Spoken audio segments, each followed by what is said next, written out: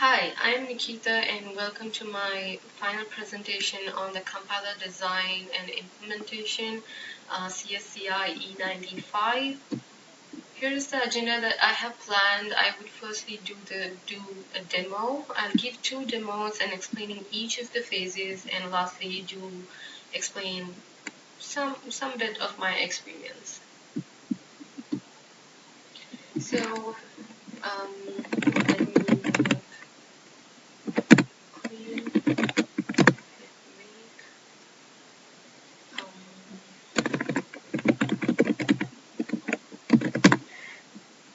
So here is the part of the code that I would be running for the first demo. Let me open it.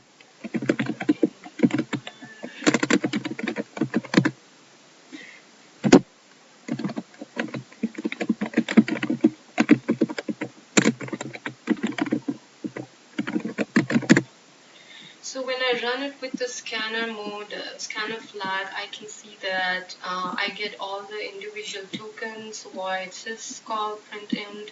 Each of the tokens have been passed from the scanner. Let me run the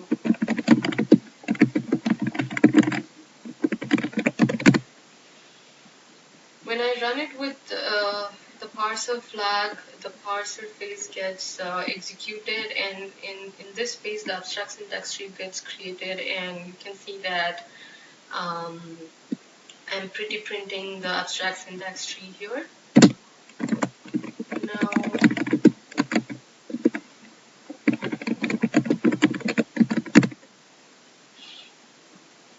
Now when I run it with the symbol demo.c, you can see that the symbol table got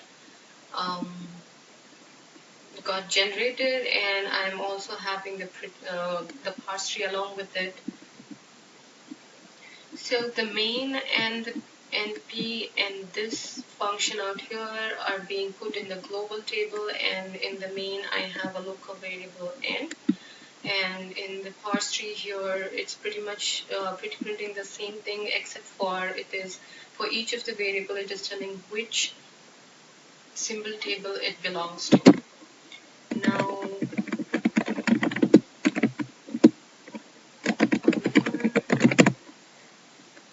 so when I do with the IR form gets generated, and you can see that at the beginning of the function, I have a prop begin, and then I have n is equal to 1. So I get address of n, I assign 1 to n, and then I store word 1 into the place where I had n.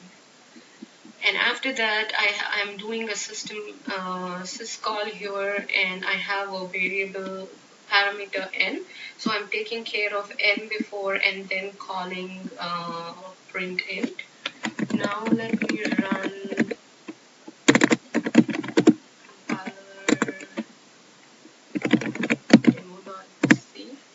Now I get the MIPS code, and you can see that I have a global variable p, and I am assigning memory for that and initializing it to 0, and I'm saying that the main label is global, and under main I am calculating how much memory it should take, and I am doing the store word of the things I care about. And then for n is equal to 1, you can see that I was taking the address, loading in 1 into it. So I'm doing a load address, and then load immediate 1 and store word that value of 1 into the address, which is pointed by T0. And then I have the value T3. T3 contains the value n, and I'm calling syscall. So before calling the syscall, I made sure that I put in the value that I want to print in A0 and sent 1 to B0. And before exiting, I made sure that I call load word, to save all the things back into the registers, and then I pop it out of the stack and then do the exit by passing 10 into B0. So let me, so I have the, so for output.s, we can see that this is the assembly file. Now let me bring up spin load output.s. I will hit run. So you can see that I'm printing the value 1 here. That's it. So that is what I intended to do. I assigned the value 1 and then called sysprintint. Now I will do the demo of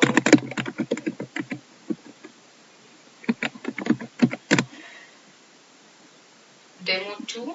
You can see I have a main with a while, if else having a relational operator, and then different kinds of data structures, and inside the while I have a break, and then I have a second function, and then I have a logical and I'm doing a right shift here. So let me do a compiler minus s scanner c. So you can see that all the tokens are being passed. Now compiler minus s parser. So I have created the abstract syntax tree and pretty printing it. Let me bring that here so that it could be helpful.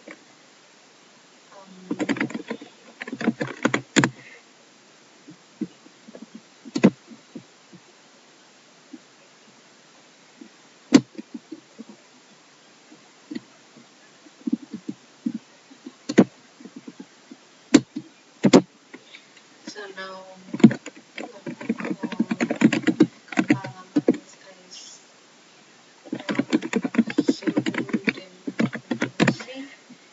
now you can see that I've got the symbol table created for it with one for global, one for main, one for foo, and also it's possible that I can declare a few things in the block level. So I have a symbol table for each of it.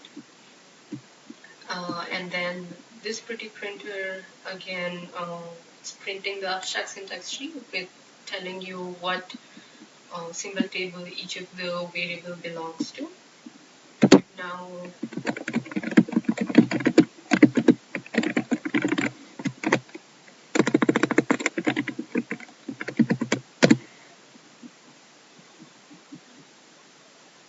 so you can see that initially A, B, C are being taken care, and then I am hitting the if. When I hit the if, I want to make sure less than equal to operator is performed, so it's performed on the signed word. So I am loading each of A and B before performing if, and it's seeing what's the value which is there in T10, and then accordingly it performs. It will say go to if false, whatever value is here. If it is false, go to label 1, otherwise take care of everything in between. It comes to the else part. So if the value which was in T10 was true, I don't want to go to else part. That's when I say jump to label 2. And in label 2, I have, after coming to label 2, I have while. So for while, I have the label at the top to make sure that once the processing is over, I might want to come back to while. So I have label 3 and then taking care of the parameter b. And then if it is false, I'll go to label 4. So let's assume it goes to 4. That is out of the function main. So yep, and then I have um, procedure end here, and then I have procedure begin for the foo, and foo takes in two parameters A and B. It is taking care of this, and then I'm doing a logical and. I'm doing a logical AND for A and B. So I make sure I load A and I load B, and then accordingly I'll go to label phi if it is false. If it is not, then I'll compute the value of B, and then compute the value of B here. Yeah. And then go to false. If B is false, then I again jump to 5. If both of them is true, only then I put the value 1 in this. Otherwise, it would have jumped here, and I would have put the value 0 in the register T34. And finally, for the if, it is saying if whatever was there in 34, is it true? If it is not, then accordingly it will make the jump and do the right shift within this. And you can also see that I have the unsigned word. That's why it's calling right shift unsigned word. Now, when I do compiler demo 2.c, you can see that I get the assembly file, but I have not set the registers to reset the registers once it passes the value after the T7 or the T9 or the S8. So this is the work in progress. So I wouldn't load SPIM and show that. Well, I did have a pretty amazing experience building the compiler, and I still had to take care of a little bit of things. One of the major loophole was for me doing the recursive patterns, figuring out which load points where, and taking care of things. So, well, thank you very much for seeing my presentation.